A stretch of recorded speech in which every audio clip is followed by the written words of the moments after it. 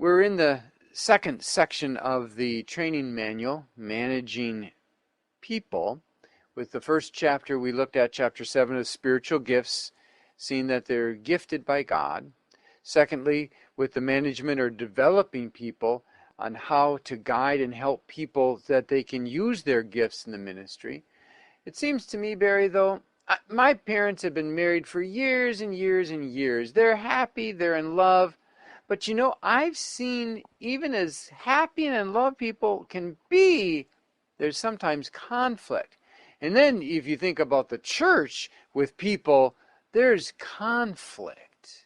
Absolutely. Because whenever you have people, there's conflict.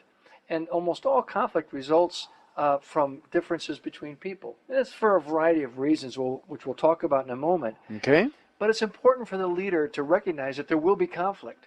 And so how do I deal with that? How do I manage that so that the conflict doesn't create bigger problems in the organization? So you're saying this concept of a happy dream and a utopia, and even like I mentioned with my mom and dad being a perfect marriage, yet to recognize there will be conflict is important step number one. Absolutely, because Okay. to recognize that there will be conflict then prepares you to deal with it when it happens. Okay. And you know, all marriages have some level of conflict, but the real successful marriages are the ones where people learn how to deal with it so that it doesn't lead to divorce Okay. or further problems. Okay. And so when you deal with conflict with an organization, you don't want people to leave the organization. You don't want people to get mad or to create problems that you spend more time in your ministry dealing with problems than doing the ministry. And so that's why it's important to learn how to manage conflict, because they exist all the time, and almost every problem in a ministry is going to be related to conflict. Okay. Now, a lot of times that conflict can be between people, but it can also be a conflict with regard to information or other aspects of the organization. But typically it's between people. And so as a leader, as a manager, you have to recognize that this is going to happen, and then to develop a process or a way to deal with it so that it doesn't become a bigger problem. Okay, but it seems if we're going to have to deal with conflict, well, I remember when I first started in the ministry, it seemed like I was putting out little forest fires here and there and everywhere. I didn't want to deal with conflict. I wanted to do ministry. Yeah, I think human nature is that we would rather avoid conflict because there's other things we would rather do. Yeah. But the problem is if you don't deal with the conflict, you're always in putting out fires, and you'll never actually get to do the work that God intended for you to do. Let me give you an example. Take cancer, for example. You know, cancer starts small. It might be a tumor. It starts very small and it grows. If you catch it early, most doctors will tell you that you have a good chance of survivability. It's true. But if you wait too long and don't deal with it, and it starts to grow, eventually it becomes too big that it's going to threaten your life. There's no way to remove it without potentially the patient dying. And it's the same thing with conflict. You've got to deal with it early, cut it off, so that you can move on and allow the organization to grow and move forward because you're not always dealing with problems. And I heard with that, not just deal with it, but deal with it correctly and deal with it well. Right. We need to learn how to handle conflict well so we can move beyond conflict and put conflict behind us. And that means we have to resolve conflict, or at least recognize it and what it is and be able to move forward from there. Well, I'm glad you're here to help us to deal with that conflict and deal with it well. You know, we've talked about why managing conflict is important, but let's now take a step back and say, what are the sources of conflict and maybe some of the causes as well? So, for example, sources of conflict, because it involves people, one of the first areas we come into is differences between members or workers or volunteers in an organization. Just two people have a disagreement over something. That's very common. Yes, it is. Second source might be between the worker and the leader. They have a difference of opinion about how something might be done, or there's just a conflict, a personality conflict maybe. The third source would be a conflict between old ways of doing things and new ways of doing things. You know, tradition versus modern. You know, people who have worked a long time have always done something a certain way, and then someone comes in and tries to change it, and they don't like that change. Okay. Fourth is there might be conflict between generations, older workers versus younger workers. Older workers grew up in a different environment, have different experiences and attitudes than someone who's maybe only 20 years old. Okay. And so there are different ways of approaching things, and that can create conflict. And finally, you can have conflict between areas of an organization. For example, two parts of an organization competing for the same resources, like a person or a room or something like that. That certainly is something we've seen with outreach centers as they're housed in churches and vying for the same space or storage area, and the another group or organization within that church for that same area. Absolutely. That's very, very common. And it's a great example of Okay. that kind of conflict. And it's usually between people because the people want it for their part of the ministry. Okay. And so it's not actually the ministries, it's still the people that are in conflict. And so these five sources, again, are between members or people, between a leader and a volunteer or a worker, between old ways and new ways, between generations, the older people and the younger people have different ways of doing things, and finally, competition between ministries for organizational resources. But even though these are the sources, these are the things we see. But is that really what's causing the conflict? What do you mean? Well, the Bible says that our battle is not between flesh and blood, it's with spiritual forces. Ah. And so sometimes we got to realize what's really happening behind the scenes here. Like people are arguing or disagreeing, but it's probably there are three causes of conflict in the world. Number one is Satan. Okay? He's Because alive Satan- and well. Right. Indeed. 1 Peter chapter 5 verse 8 says that be self-controlled and alert. Your enemy, the devil, prowls around like a roaring lion looking for someone to devour. The Bible is clear that Satan is always active. Yes, he And, is. and so when there's conflict, Satan might be working within the life of somebody to tempt them or to get them to do things that are not good. And that can cause conflict. So Satan is active and can be a cause of conflict. Secondly, the Bible says we have a sinful nature, that we are born into sin and we cannot save ourselves. So it's in our nature. And so sometimes our own sinfulness, things such as our pride, greed, envy, lust, all these things Okay. cause us to conflict because we want something that somebody else has. Okay. And so that comes from our own sinful nature. That could be the cause of the conflict. And the third area of cause for conflict is the sinful world. We live in a corrupt world, and the world will try to corrupt us. The world will try and cause us to do things that we know we shouldn't do. And that can sometimes cause people, again, to do things that they might not otherwise want to do, but they're influenced by the culture to do. A good example might be to cheat on taxes or to have an affair with somebody else. Those kinds of things where it's this corrupt world that makes us think that this is better than what God has for us. And that can be active in some of these conflicts. Okay, I understand the devil, the sinful nature, and the world, but then the people, I don't quite understand the difference between the sources and the causes. Help me here, Barry. Okay. Well, let's just take an example. Let's say your kitchen is cold. Okay. Okay, you have conflict because your kitchen's not the right temperature that you think it should be. That's the source of the problem. But what's the Okay. real cause? Well, the underlying cause could be that someone left the door open. Huh. And so that the cold air was allowed to come into the house. Okay. Or maybe it was that the door has a gap at the bottom of the door. Okay. Or maybe the latch is broken. Somebody closed it, but the latch is broken, which caused the door to open up, which caused the cold air to come into the house. So if you want to solve that problem, you can't just go into the kitchen and say, it's cold in here, let me turn up the heat. That's not going to solve the problem. Because the door still is open, which is the ultimate cause. Ultimate cause, maybe the latch is broken. You need to fix the latch. Now let's take this, given a conflict between two people. Maybe two people are arguing because they disagree on the best way to handle a particular issue that they're dealing with. Okay. Well, what's the real cause? Is it because they just have different perspectives? Or maybe one of those people was insulted by the other person last week. So and they're sin still holding a is grudge. involved. And so they're getting Okay. back at the person All right. by being disagreeable over an issue they don't really care about. But the underlying cause is they were offended, they were hurt, and this is the way they get back at somebody, by being non-cooperative. Okay. So when we look at problems, we always have to look at not only the source of it, but what's the cause of it. Not just deal with the symptoms, but but deal with the true cause so we can fix the problem. Very good. Very good. Thank you. Okay, next we want to look at, well, if that's what the source is and cause of, why do these things happen? What are the reasons for conflict? Well, they Okay. basically boil down to five main things. Okay. Number one, there's a lack of a vision or a goal. It might be a lack of a plan. It might be inadequate discipleship, or inadequate training might be an issue. Or maybe it's just poor communication. People haven't been told what to do. Okay. Or finally, not dealing with problems. I'm a little confused. Give me run those 5 again by me. What are Okay. they?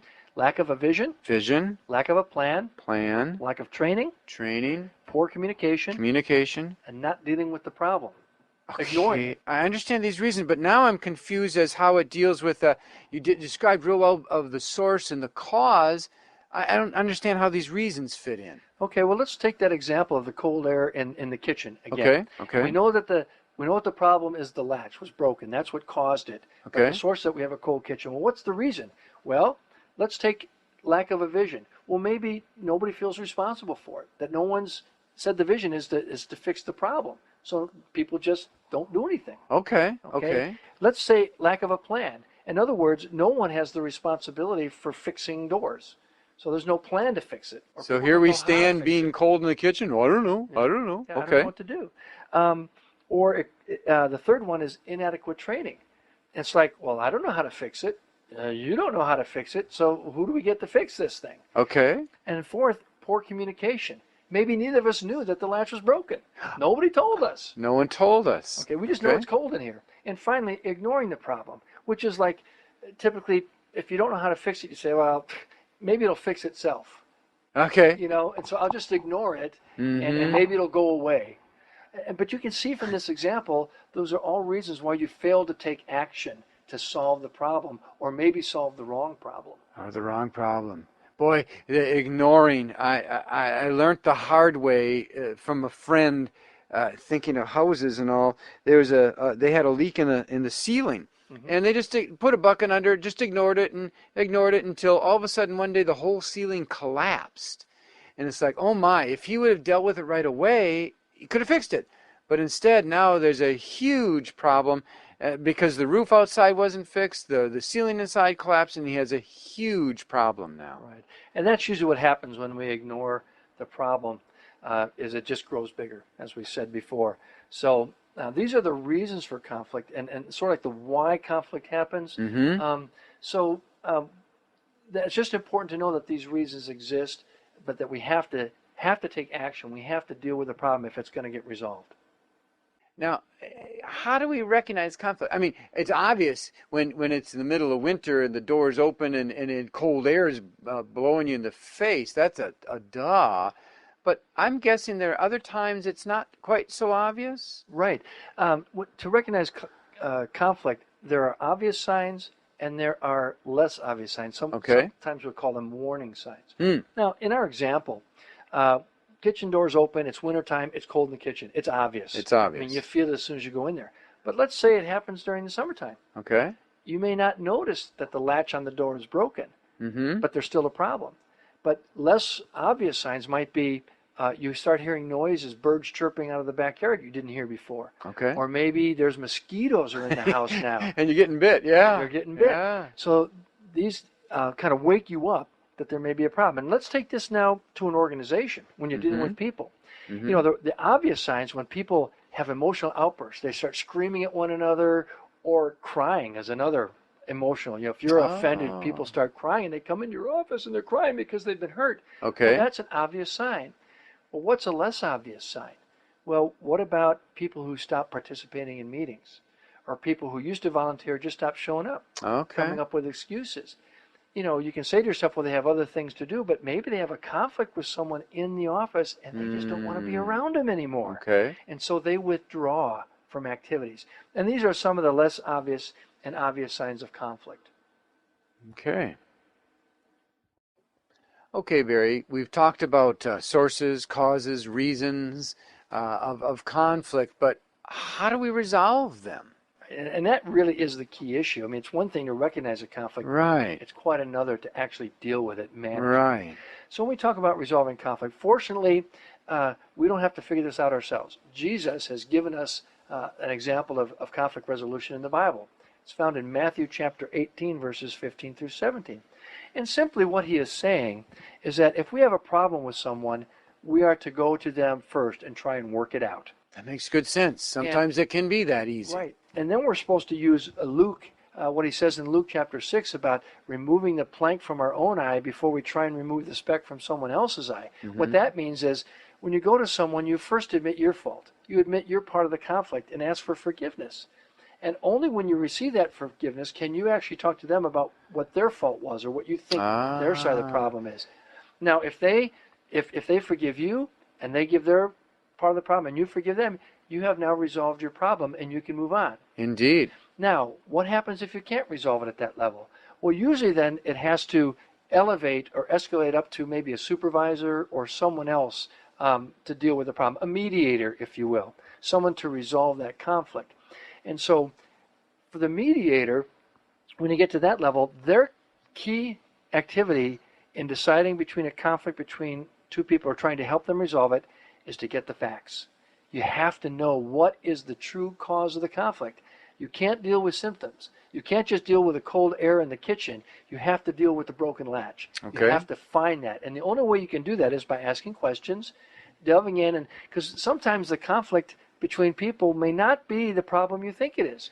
Which means as you gather information is to listen, really listen to what people say when, okay, I see there was a problem here. What's going on? Yeah. And then to the other person, what's going on?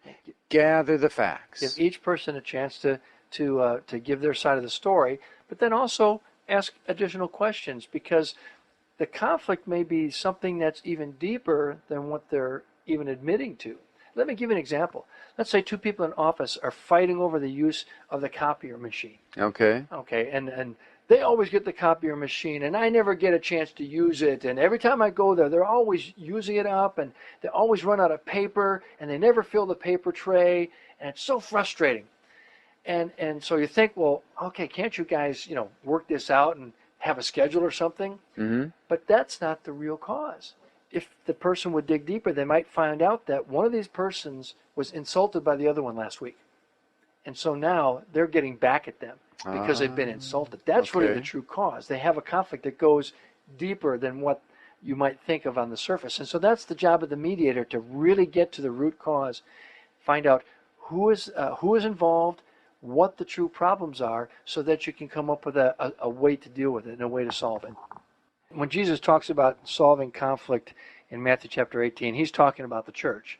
And so there's a prescribed process there for the church that works well. And that would be if you go to the pastor and he's trying to mediate, or someone in the church, and he can't resolve it between the two people, then Jesus says take 2 or 3 witnesses and try and settle it in getting other people involved as a group to decide or help resolve the conflict. And then finally, if that doesn't work, you bring it to the whole congregation. And if the person still doesn't see their side of the fault, still will not forgive and seek reconciliation, then Jesus says that you are to treat them as a pagan or a non-believer. In other words, you don't kick them out of the church. You just start back over. You treat them as a non-believer, and you try and disciple them and bring them back into the Word and what it has to say about solving conflict and living a biblical life. And so, there are certainly times where you cannot resolve conflict in terms of getting both parties to agree, but you can still bring it to a resolution, as you just described in your policy. And sometimes, people have to move in different directions in order to remove the conflict from the organization. And so sometimes you just have to take action if you cannot resolve a conflict peacefully. But that leads us to the next thing, which is about how do we get beyond conflict. If we know conflict is going to happen, or if we have difficulty in resolving it, there's 3 things I want people to remember. Number 1 is that we are only responsible for our own actions. We cannot control whether other people forgive us or not. We cannot control other people's language or how they react to us. That's not under our control. But we can control how we treat other people. We can be kind. We can be gentle. We can not say things that are inappropriate that lead to further escalation of the conflict. We only control our own attitudes and behaviors. That's the first thing. Secondly, we need to recognize that forgiveness is power. When you forgive someone else, what you are really doing is you're letting go of their control of your attitude. And so when you forgive someone, you are letting go of the conflict. But if you do not forgive someone else, you're allowing that person to affect your person, to affect your mental status, to affect your heart, and the only thing that results from that is you end up being bitter. You end up being the one that suffers. Don't let somebody else cause you to suffer. Forgive them. That's why Jesus teaches about forgiveness, so that you don't carry that bitterness with you. That is a very valuable key that you've just given there, that forgiveness is power. I'll add 2 cents because this is something a lot of people struggle with, especially in the blind community, because they're hurt so bad and it's hard to forgive. Yeah. It does not mean you will not forget. Right. You'll remember what's happened, but forgiveness is letting go of the emotional baggage that goes with it. Right. So that it does not affect you again. Yeah, so that you can move forward with your life. Exactly. And then the third thing is that Jesus calls us to be peacemakers.